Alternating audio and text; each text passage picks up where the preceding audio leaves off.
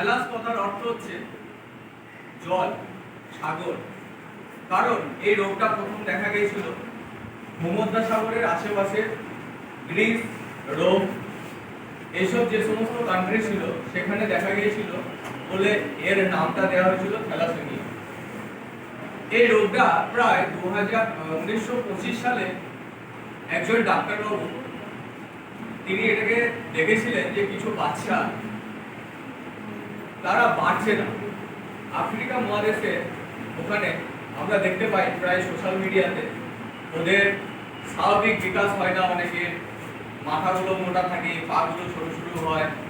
তো এরকম ডাক্তারবাবু দেখেছিলেন যে এরকম কিছু বাচ্চা রয়েছে। এখন তিনি ভেবেছিলেন যে এগুলোর মধ্যে হয়তো অ্যানিমিয়া আছে, কিন্তু তিনি ওটা টেস্ট করার পরে দেখলেন যে এটা অ্যানিমিয়া নয়। কারণ অ্যানিমিয়াতে যেটা হয় সেটা হচ্ছে আয়রনটা কমে যায়, আমি যেটা আগে বললাম। কিন্তু এখানে দেখা যাচ্ছে তার শরীরে আয়রনটা জমা হয়ে যাচ্ছে।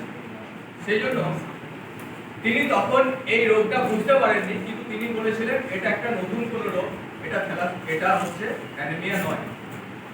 পরবর্তীকালে প্রায় 1960-এর দশকে এই রোগটা সঠিকভাবে নির্ণয় করা যায় যে এটা একটা জেনেটিক ডিসঅর্ডার, জেনেটিক রোগ, এবং সেটা এর কোনো নিষ্পত্তি নেই, সারা জীবন এটাকে ব্লাড দিতে হয় এবং তার সাথে সাথে স্বাভাবিক বিকাশ হয় না।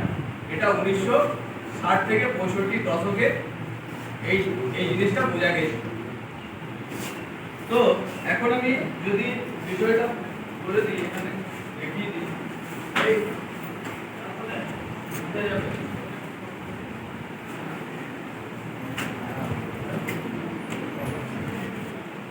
বিটা থ্যালাসেমিয়াটা এরকম হয়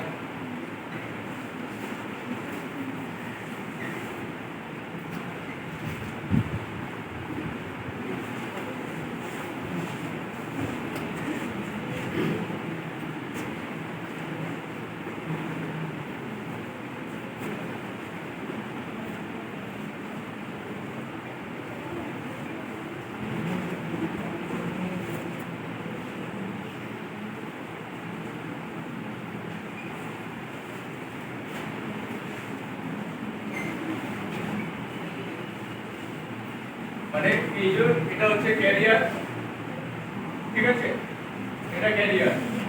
এবার দেখা যাচ্ছে যে এখানে 25% হয় সুস্থ স্বাভাবিক মানুষ,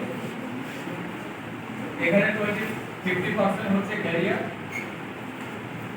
আর এই যে বি, এই জিনটা খারাপ, এই জিনটা খারাপ, এই দুটো খারাপ এখানে এসেছে, এটা 25% হচ্ছে থ্যালাসেমিয়া পেশেন্ট, ঠিক আছে। কিন্তু এরকম ভাবা দরকার নেই যে সবসময় যে ক্যারিয়ার মানে 100% এটা থ্যালাসেমিয়া পেশেন্ট হবে, এরকম ব্যাপার নেই, কিন্তু হওয়ার সম্ভাবনা থাকে।